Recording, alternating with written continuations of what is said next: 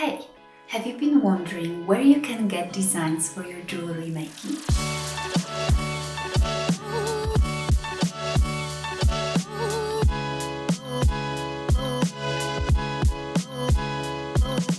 Today I'll show you how to get designs for jewelry. First one is the most obvious, drawing. This is a no-brainer. There's no better way to create your jewelry than using your own designs that you drew yourself. And I know what you're thinking, but trust me, you don't have to be a master at drawing or need any special skills. Creating simple shapes is already fantastic. Obviously, if you're an illustrator, that's a massive perk and opens up a lot of possibilities for you, but don't feel discouraged if you aren't one. Practice drawing for jewelry and experiment. There are different ways in which drawings translate to metal, so a simple outline may be all you need. Similar to drawing would be tracing. If you're not too comfortable with drawing by yourself, you could try tracing. A semi-transparent paper is perfect for this because you can see the shapes beneath it. Oh, and of course, I don't mean that you should trace another drawing or someone else's design. Not at all. Try using photos of animals, plants, and flowers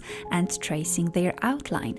This way, you're using natural elements for your designs, and you can also practice to develop your own drawing skills. You can try tracing on the tablet if you have one, or simply from a book. I also use a transparent paper to trace my own designs. Usually, if I like a drawing of mine, I won't use that drawing for jewelry as I don't want to destroy it. I will trace it so that I can safely replicate it. Scanning also works great in this case. But if you can't draw for the life of you, and if you don't want to trace, if you just want to get a ready design and use in your work or your practice, there are several places where you can find them. So let me share them with you. By the way, none of these are sponsored. These are just places that I found very useful and I want to share them with you. Let's start with Canva, which you might know very well. It's an online service for graphic design that offers a wide range of options, from editing to stock elements. You can use Canva for free, which is limited, but it still offers you a variety of elements, and you can pay for a specific element on a one-off basis if that element is all you need without subscribing. And if you choose to pay for the subscription, well, then you have unlimited access.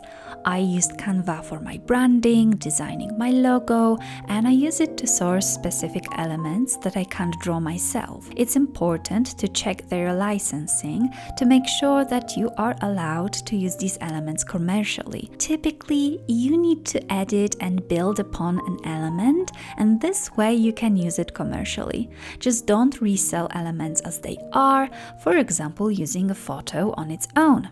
Similar is Enat Elements. It's a subscription-based service with tons of elements, including stock video, graphic templates, elements, and more. The pricing looks good and not overly expensive, similar to Canva. As for their license, because you should always check the license to not get in trouble, it looks like it covers the use of elements in your work with common sense, meaning you can't redistribute the elements as they are. You need to add value, build upon them, and simply edit them as part of your work. I can see interesting info here. Each time you download an item for a project, you get an ongoing license for a single specific use. An item can be used again by registering it for another project. Okay, so that would need to be double-checked whether you need to register an asset for each jewelry piece that you make. Next, we have Adobe Stock. It's a traditional stock service with various elements from videos to vector designs. You can find interesting elements on here. Adobe Stock offers different licenses, and it looks like the standard license may cover the use of an element in jewelry if it's changed and it isn't featured by itself. In other words, someone wouldn't buy a product specifically because of the asset printed on it. Makes sense.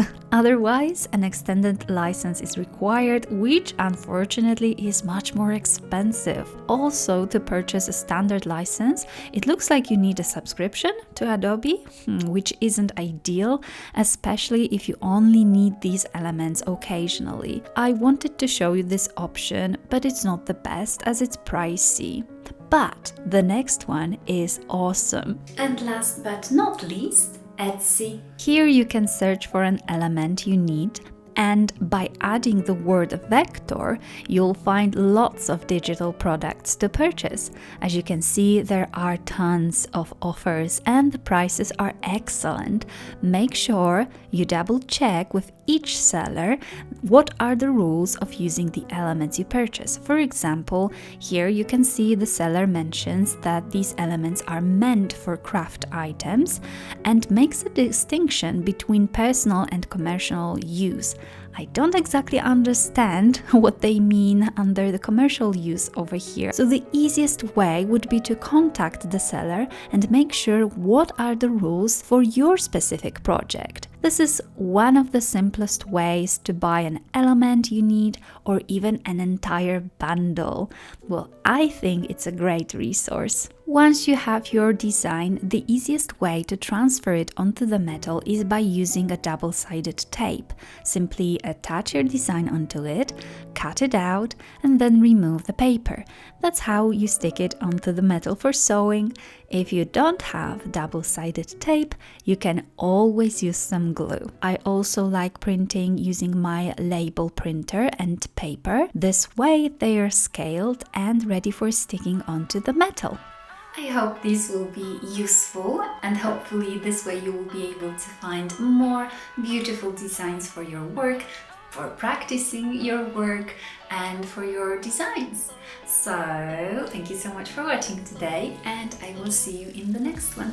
Bye!